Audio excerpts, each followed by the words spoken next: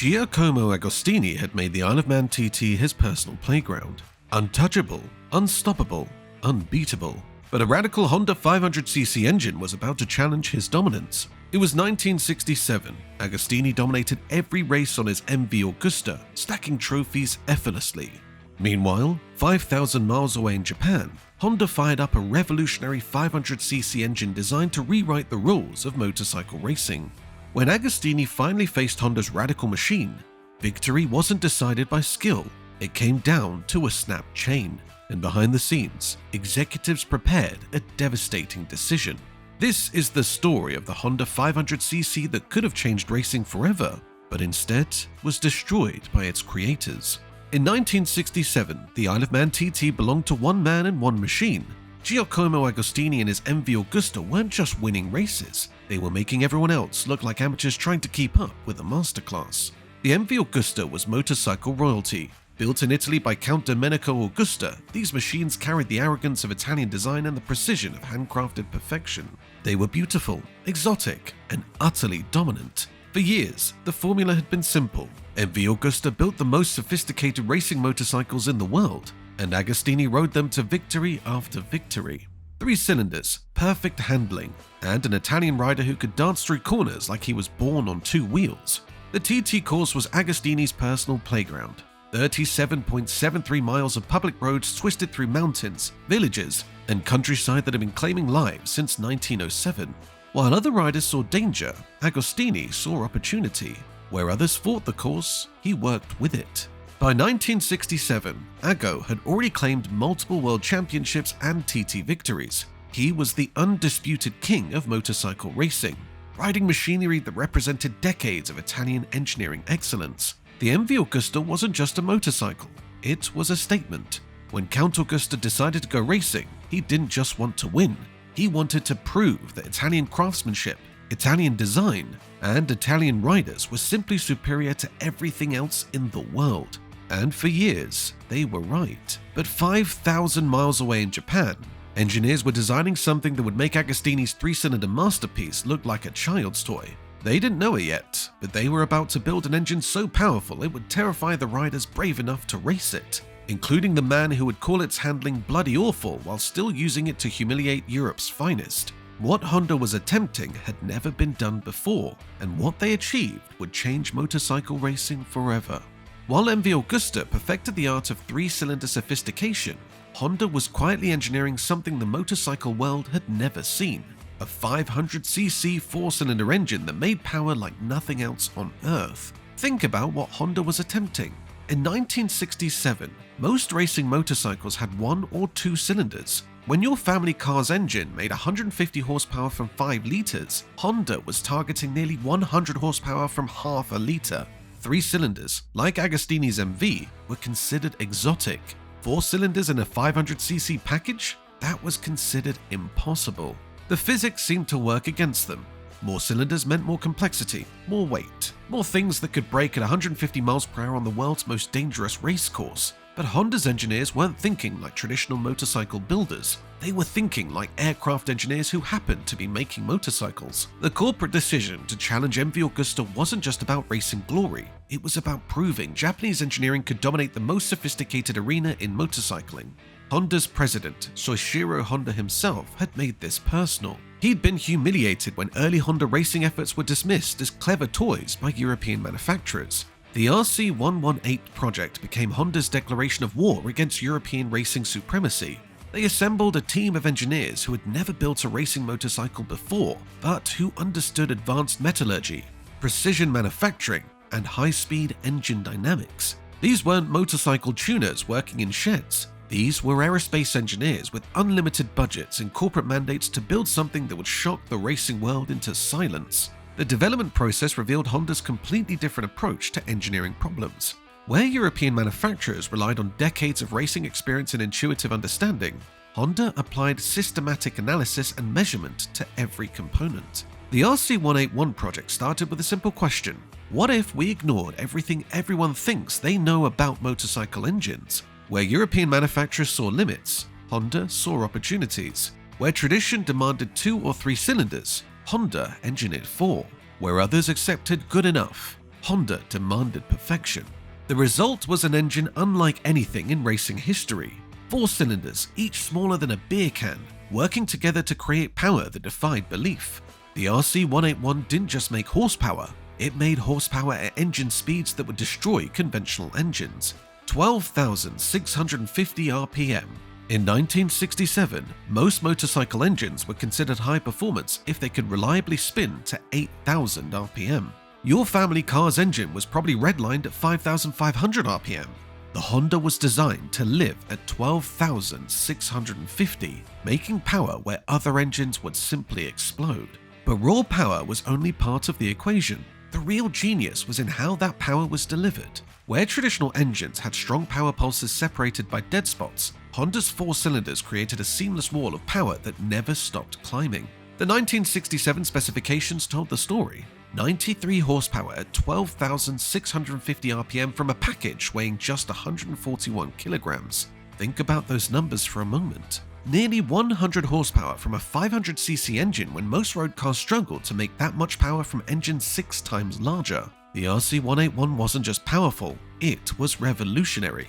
But revolutions are dangerous things, and this one came with a price that would nearly kill its riders. What Honda had created was an engine of unprecedented power wrapped in a chassis so fundamentally flawed that even Mike Hailwood, a man who'd won world championships on the most demanding motorcycles ever built, would describe it as actively trying to murder him.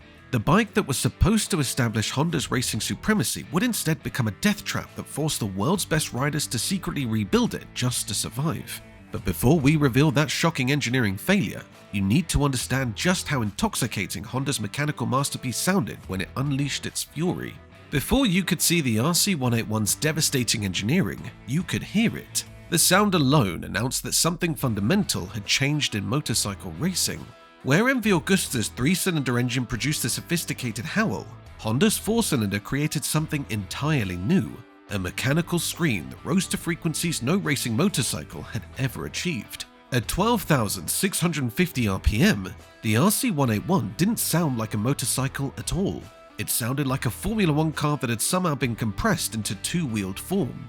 Track marshals described hearing the Honda approach from miles away, its distinctive note cutting through the sound of conventional racing engines like a jet aircraft passing overhead. Spectators would turn their heads before the bike came into view, drawn by a mechanical voice they'd never heard before.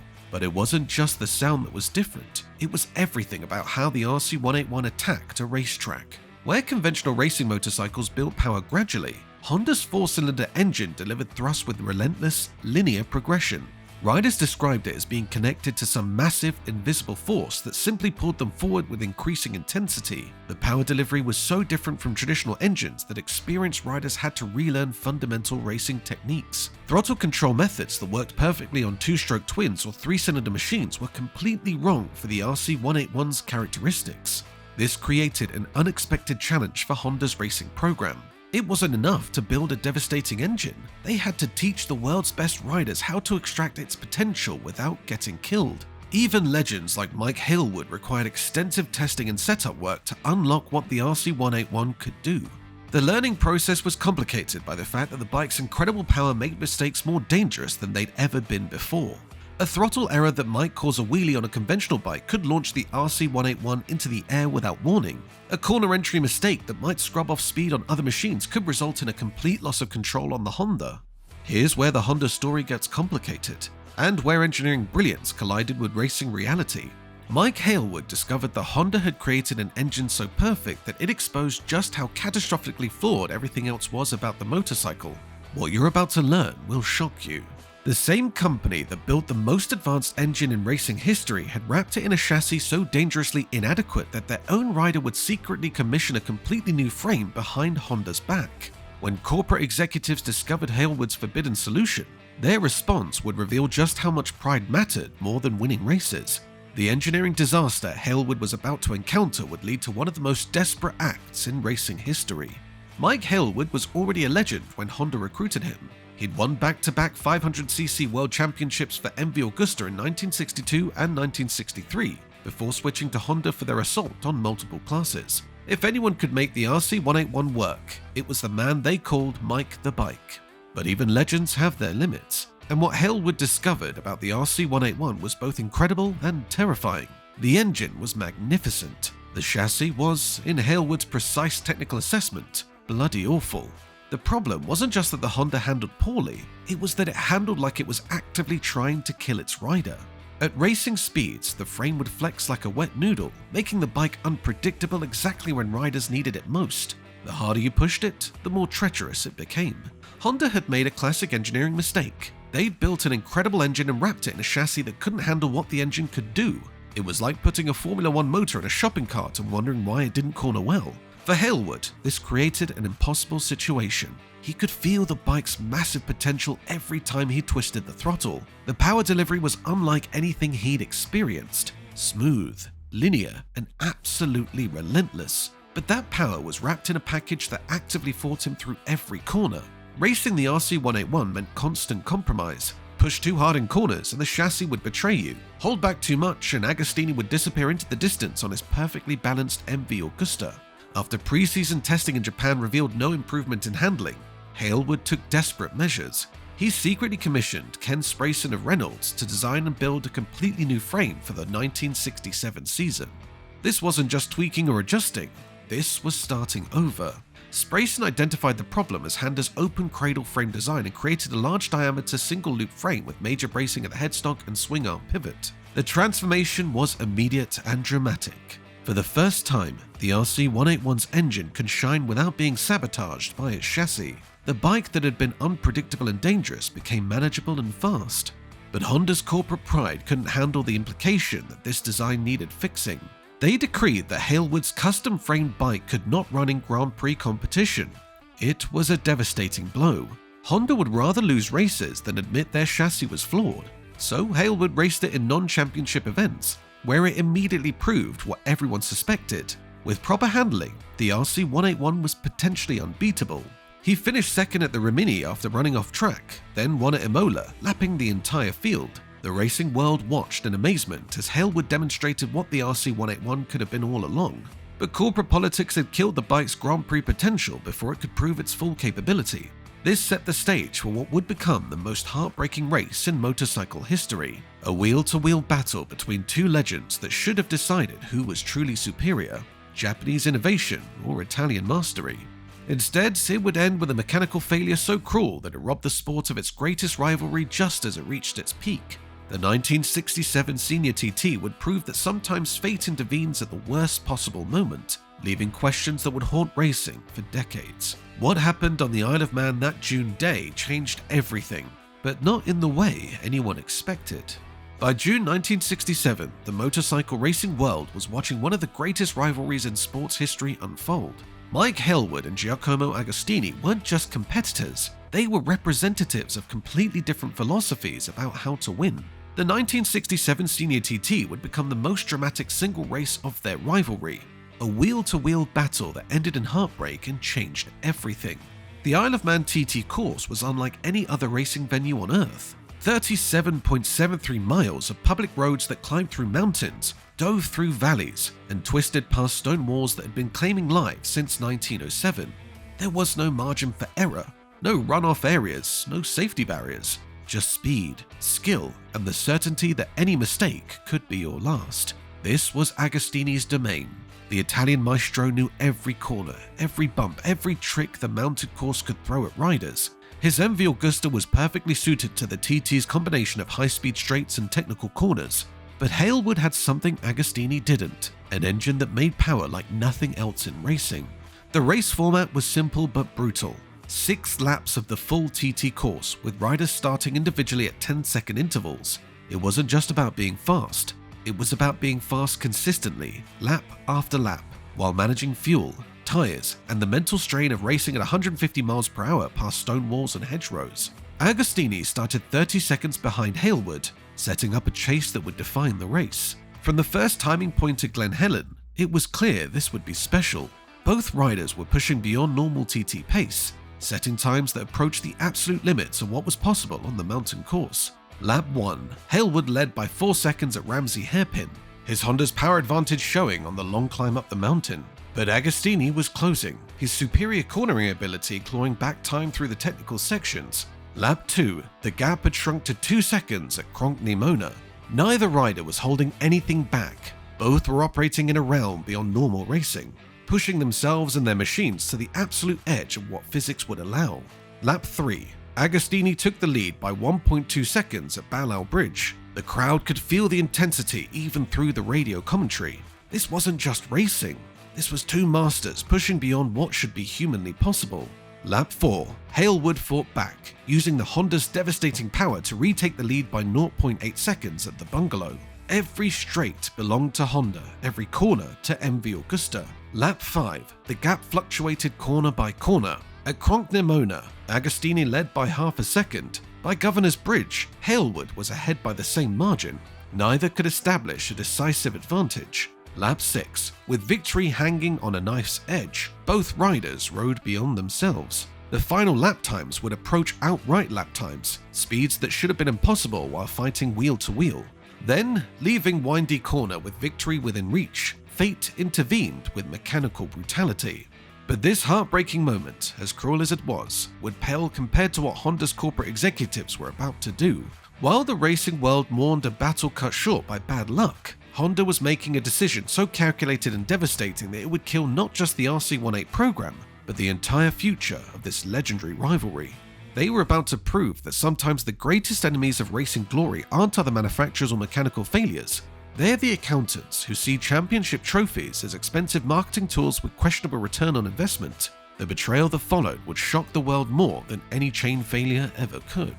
Agostini's chain snapped. After 200 miles of wheel-to-wheel combat, lap after lap of impossible speeds and razor-thin margins, the race ended not with glory, but with mechanical failure.